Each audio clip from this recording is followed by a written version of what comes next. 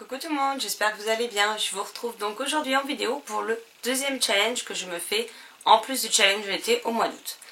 Donc faut savoir que au mois d'août j'ai pas pu beaucoup avancer dans mes lectures. Au mois de juillet c'était plus ou moins bien, mais en août c'était une catastrophe jusqu'à présent. Donc là quand je vous filme on est le 12 août. Donc au 12 août, pour l'instant le mois d'août c'est une catastrophe niveau lecture. Donc j'ai très envie de lire, ça me manque énormément. Il y a plein de livres de ma pile à lire qui me font envie. Donc je me suis dit que pourquoi pas enchaîner 2 semaines de challenge. Un basé exclusivement sur les services presse et l'autre basé sur vraiment des lectures qui me font envie. Alors je crois qu'il y a... je sais plus s'il y a des services presse dedans ou pas. Mais que j'ai encore le temps de lire ou je ne sais plus. Mais en tout cas je vous présente cette pile à lire tout de suite. Et donc on commence tout de suite avec un livre que je n'ai vu passer nulle part. Apparemment ils sont sortis, la trilogie est sortie en 2016. Je n'en ai jamais entendu parler, que ce soit sur les blogs, les pages Facebook, Twitter, Instagram, YouTube. Je ne l'ai vu nulle part. Et c'est tout à l'heure en fait, parce qu'il faut savoir que j'ai eu une journée, un début d'après-midi assez merdique. Et que quand je suis bien énervée, en général d'aller acheter un livre ça me calme d'office. Donc j'ai été m'en chercher un. Et il y avait ma chérie avec moi pour une fois.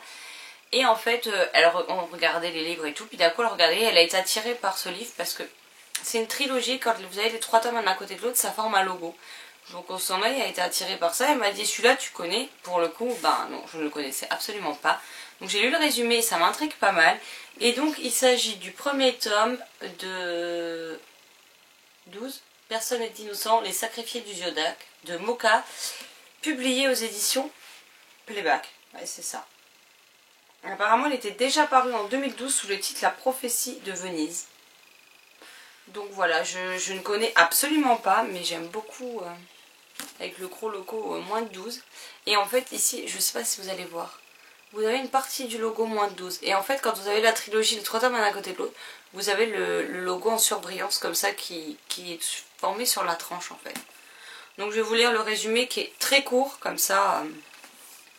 1996, 12 adolescents sont assassinés à Venise. 2012, et si tout recommençait.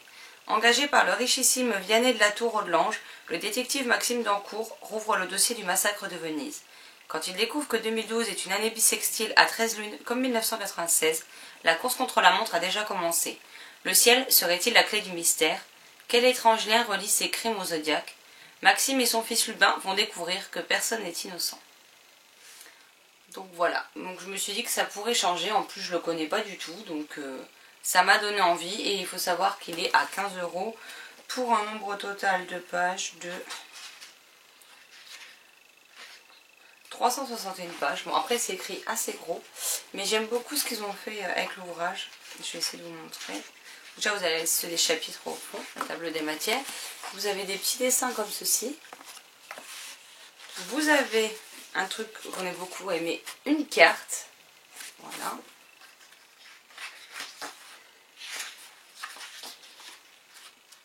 Et tous les en-têtes de chapitres sont décorés de cette manière.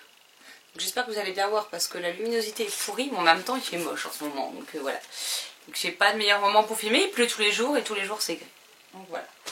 Ensuite je me suis mis...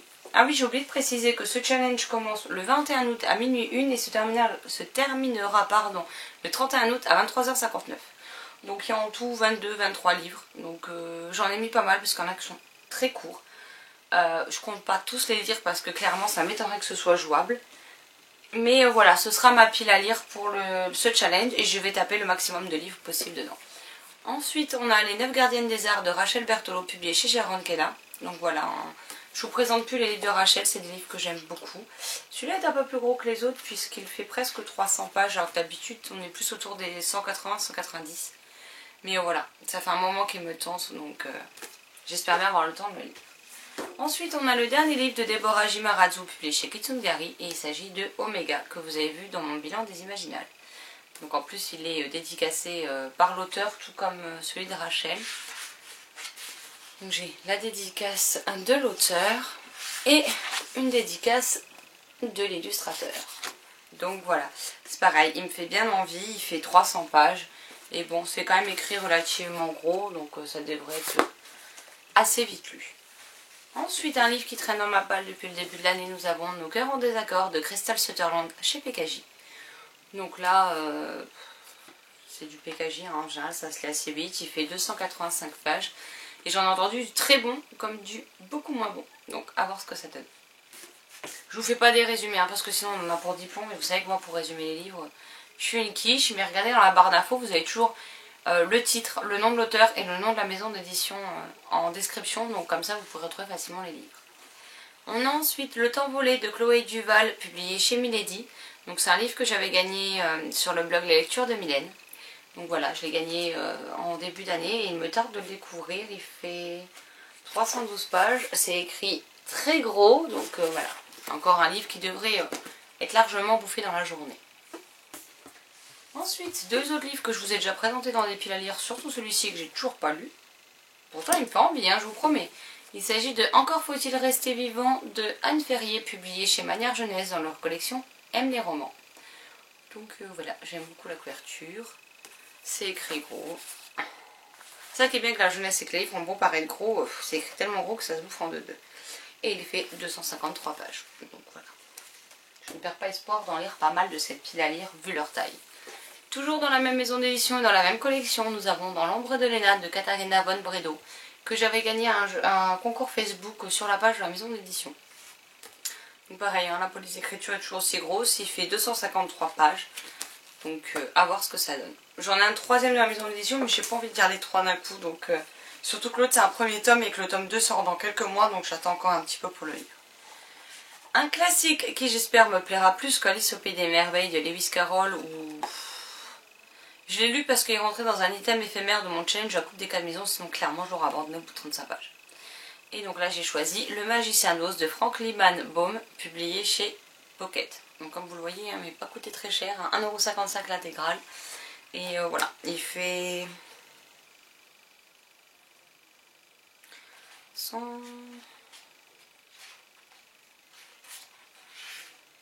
180 pages à peu près. C'est écrit de manière correcte, donc voilà, ça devrait aller en 2 heures, ça devrait être lu. Et je n'ai jamais lu l'histoire originale, je sais plus comment on dit. J'ai vu juste un dessin animé que j'avais plutôt bien aimé, donc et vu que j'ai Wicked de Gregory Maguire dans ma pile à lire publiée chez Brajlon, j'aimerais d'abord lire l'histoire de base avant de lire des réécritures, donc voilà. Ensuite un tome 2 dont j'avais beaucoup aimé la saison 1, il s'agit de Elvira Time de Mathieu Guibé, publié aux éditions du Chat Noir dans leur collection féline. Donc là c'est pareil, hein, c'est écrit relativement gros, en plus avec Mathieu Guibé, ce qui est bien dans Elvira Time, c'est que si c'est comme le premier tome, c'est quand même... ça se lit quand même très vite, ça fait 218 pages, c'est écrit assez gros, donc voilà. Puis j'avais vraiment bien aimé le premier, donc il me tarde de découvrir la suite. J'essaie de vous montrer une illustration, mais je viens de perdre la page comme une imbécile. Donc voilà. Elvira en mode pas très contente apparemment, donc voilà. Mais j'ai hâte de retrouver Elvira et ses répliques bien senties. Ensuite, une suite de séries pour changer. Hein. On a L'été où je t'ai retrouvé, donc qui est la suite directe de L'été où je suis devenue jolie de Jenny Han, publiée au livre de poche jeunesse. Donc j'avais lu le premier tome l'an dernier que j'avais beaucoup aimé, et cet été j'ai prévu, jusqu'au mois de septembre, octobre, de lire le tome 2 et 3 pour finir cette trilogie. Donc voilà. C'est écrit quand même assez gros, ça fait pas non plus 500 pages, ça en fait. Je crois, non, il doit être à peu près la même taille que l'autre. 313. Ouais. 313 pages, mais pareil, encore une fois, en une journée, c'est largement faisable. Puis après, j'ai des plus petits livres, donc les plus petits, je pourrais les caser en même temps qu'un autre dans la journée. Ça me permettra d'en lire 2 dans la journée. Et je rapproche juste la pile au livre parce que c'est un peu loin. Ensuite, j'ai décidé de lire Tourbé de mon amour de Pierre Bautero chez Flammarion Jeunesse. Donc comme vous pouvez voir, entre mes deux challenges, il y en a du Flammarion Jeunesse. Hein. Mais il me fait vraiment envie, puis voilà, c'est des livres qui se lisent en un rien de temps. Et j'ai beaucoup aimé les 2 premiers de cette réédition qui sont Amis à vie et Le garçon qui voulait courir vite. Donc j'ai hâte de découvrir les 3 dernières histoires de cette réédition. On a également Tina, donc avec un cheval. Donc voilà. Celui-là et le prochain sont un peu plus courts parce que celui-là fait quand même 300 pages. Au lieu d'à peu près 100, 160 à peu près. Mais ça se lit très vite, donc je m'en fais pas. On a également Zouk qui me tarde de lire parce que je l'avais déjà repéré depuis très longtemps celui-ci. Il fait ouais, 150 pages. Donc en 1h30 ça va être vite réglé. Le plus dur ça va être de faire mes chroniques et mes points lecture si je carbure dans mes lectures. C'est ça qui va me poser le plus de problèmes. Ensuite on reste chez Flammarion Jeunesse avec le tome 2. Non c'est pas celui-là, le tome 2 c'est celui-là. Je savais bien que j'allais faire une bêtise. De Mantine de Jovitek. Donc j'avais lu le premier tome, ma chronique est disponible sur le blog. J'avais bien aimé, c'est frais, c'est drôle, c'est écrit très gros, très espacé. Ça fait combien de pages? 270 à peu près, mais c'est pareil, c'est des livres qui se lisent très très vite. Et donc celui-ci c'était le tome 3 en fait. Et je pensais que c'était une trilogie et un tome 4 qui vient de sortir. Donc je vais essayer de lire au moins déjà les 3 là, pareil, 280 pages, hein, toujours la même police d'écriture. Et puis à des endroits, si je trouve pour vous en montrer, hein. C'est toujours quand on cherche qu'on ne retrouve plus en plus. Je viens de tomber sur un mot et ça parle de Tampax. Donc c'est magnifique. On a des entêtes de chapitres comme ceci. Il n'y a rien à lire, hein.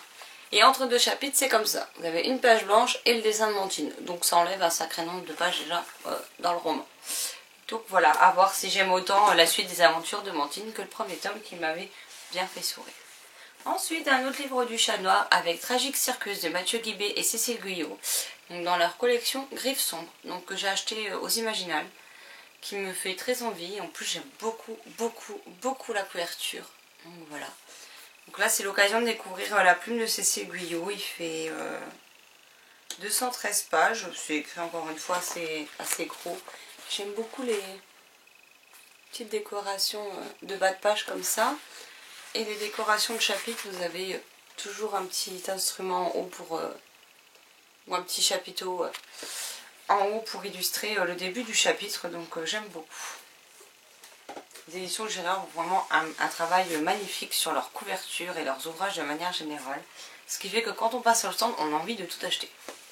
Ensuite, un autre livre qui va très vite se lire. Il s'agit du cœur de l'autre de Irène Cohen-Janga, publié aux éditions du Rouergue. Donc c'est dans la collection dos à dos, mais le format n'est plus le même. La charte graphique non plus depuis le temps. Hein, parce qu'il date.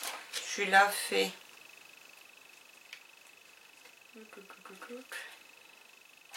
201 pages.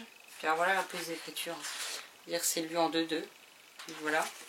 Et l'autre qui est en rapport avec, il s'agit de L'autre cœur. Donc par contre, je regarde dans quel sens ça se lit parce que je sais pas trop. Et celui-ci fait 60 pages. Donc pareil, avec une police d'écriture assez grosse. Donc ça devrait être vite se lire.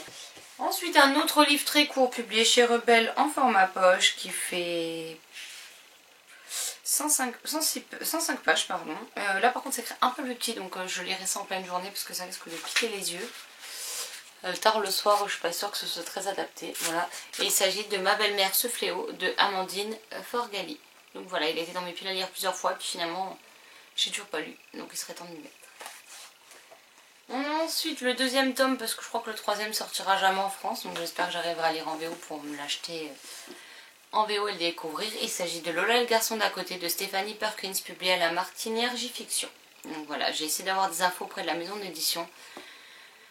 On m'a dit que pour le moment ils ne savaient pas et qu'ils nous en diraient plus quand ils auraient des informations. Donc voilà, donc je ne suis pas plus avancée. Celui-ci fait un peu moins de 400 pages. Encore une fois, la police d'écriture est très grosse, donc j'espère que ça m'aidera à déstocker un maximum de livres. Donc c'est pour ça que je les ai pris soit très courts les livres, soit des livres qui font 300-400 pages mais écrits très gros pour essayer d'en lire un maximum, surtout que ce sont des livres qui me font quand même envie depuis longtemps. Ensuite j'ai également choisi Message de Marc Quentin, le premier tome, Je suis ton secret, publié chez Rajo. Donc celui-ci il doit dater d'un bon paquet d'années. 2009, voilà. Donc ça date. Et puis alors là la police d'écriture chez Rajo, comment vous dire qu'ils ne se sont pas non plus cassés la tête, hein. On dirait du Nathan tellement c'est écrit gros. Donc ça fait 236 pages. Donc ça devrait très vite se lire. Et puis j'ai le tome. C'est un diptyque et j'ai le tome 2 dans ma pile à lire. Donc si ça me plaît, je lirai le tome 2 d'ici la fin de l'année. Et le dernier livre de cette sélection est un livre que j'ai reçu dans mon énorme colis de livres que vous avez vu dans l'unboxing. Donc d'ailleurs j'ai eu une info et j'ai le droit de vous dire la provenance de ces livres. Donc c'est tout simplement En fait, le comité de lecture pour lequel j'ai fait partie, il y aura un article spécifique sur le blog, ne vous en faites pas. Il doit arriver, mais j'ai pas eu le temps de m'y pencher. C'était le comité de lecture Cultura. Donc pour la catégorie jeunesse, et moi j'étais dans la catégorie 12 ans et plus. Donc le tout premier gros colis que j'avais reçu de livres venait de là. Et en fait, suite à la fin du comité de lecture, et dont le gagnant est circulé déjà sur Facebook, mais si vous ne l'avez pas vu, je garde la surprise pour l'article. Un livre qui est dans ma pile à lire d'ailleurs et que je compte bien lire. Ils ont décidé de continuer leur collaboration avec nous. Et c'est vrai qu'ils reçoivent pas mal de livres pour les libraires, etc. Et parfois ils reçoivent beaucoup plus de titres que le nombre de libraires, etc. Ou des fois des titres que les libraires n'ont pas forcément aimé, n'ont pas forcément envie ou le temps de tout lire non plus, parce qu'à un moment donné, avec toutes les nouveautés qui sortent, nous on n'arrive pas à suivre, les libraires ils n'y arrivent pas plus que nous, hein, faut être honnête. Donc ils ont décidé de temps en temps de nous envoyer des colis, donc avec ou des livres en version définitive ou des épreuves non corrigées, ce qui fait que j'ai beaucoup d'épreuves non corrigées. Mais comme je vous l'ai dit, moi ce qui m'intéresse dans un livre, c'est son histoire, pas sa couverture. Je sais que beaucoup se fient à la couverture pour acheter un roman, ou des fois s'arrêtent juste à la couverture et ne lisent pas le résumé. Moi c'est pas mon cas. Moi je m'intéresse au résumé, la couverture elle est belle, tant mieux. Maintenant si la couverture est complètement moche, je m'en fous. Parce que souvent j'ai fait de magnifiques découvertes avec des couvertures qui me plaisent pas. Mais c'est pas gênant, moi c'est le contenu, pas l'extérieur qui me plaît. Et donc un livre dont j'entends quand même pas mal de bien et qui a réussi à piquer ma curiosité. Il s'agit de Follow Me Back de Hervé Giger, donc publié chez Robert Laffont dans leur collection R. Et donc c'est une auteure qui s'est fait connaître sur Wattpad. Donc moi j'ai les épreuves non corrigées, donc moi c'est tout blanc. Mais comme je vous le disais, ça me pose pas de problème. En plus je sais pas s'il y a un résumé quelque part. J'évite de me spoiler parce que des fois en regardant le nombre de pages c'est compliqué. Alors non, c'est un mot sur l'auteur. Non, bon j'ai rien, c'est pas bien grave. Hein. Je le chercherai sur internet pour quand je ferai ma chronique. Donc voilà, et celui-ci fait en version non corrigée du moins, parce qu'après je ne sais pas combien il fait sur la version définitive, s'il y a des choses en mise en page qui ont été changées. Il fait 358 pages, mais voilà. Alors quand c'est comme ça, c'est vrai que ça fait un peu compact, mais il y a des moments où c'est... J'ai vu ça. Voilà. Comme là par exemple, ce sont des échanges de messages. Au tout début, alors j'ai pas regardé, hein, mais au tout début je vois enquêteur et la personne, donc voilà. Donc voilà, donc ça devrait quand même très vite se lire. Et puis en plus je viens de voir ce matin même l'avis de Marion de la chaîne Entre les livres sur ce livre. Je vais arriver à parler aujourd'hui. Et elle m'a donné bien envie de le découvrir. Donc du coup je l'ai rajouté ce matin exprès dans la pile à lire de ce challenge pour essayer de me le lire pendant ces 11 jours qui restent sur le mois d'août. Donc voilà. Donc voilà, j'en ai tout fait, Donc voilà, c'en est tout pour ma pile à lire de mon challenge perso qui durera donc du 21 août au 31 août. Donc j'espère réussir à lire un maximum de livres, on verra bien le résultat. Vu que maintenant j'ai mon caméscope depuis mon anniversaire, il n'est pas exclu que je vous fasse des petits vlogs qui... Soit je me contenterai de vous dire 2-3 mots sur le livre à la fin, soit je vous ferai mes updates lecture en même temps, je sais pas. Et puis je vais essayer de les faire pas trop longtemps, quitte à ce qu'on ait plusieurs et que je vous en poste limite un tous les 2 jours, plutôt que de faire un vlog qui dure 50 minutes, quoi, clairement. Donc voilà. Donc n'hésitez pas à me dire ce que vous pensez de ces livres, si vous les avez lus, si il y en a certains que vous ne connaissez pas. Surtout dites-moi si vous connaissez le tout premier que je vous ai présenté. Si vous en avez entendu parler ou pas, parce que pour le coup, moi je ne l'ai jamais vu passer en fait. Donc voilà. Donc ça m'intrigue.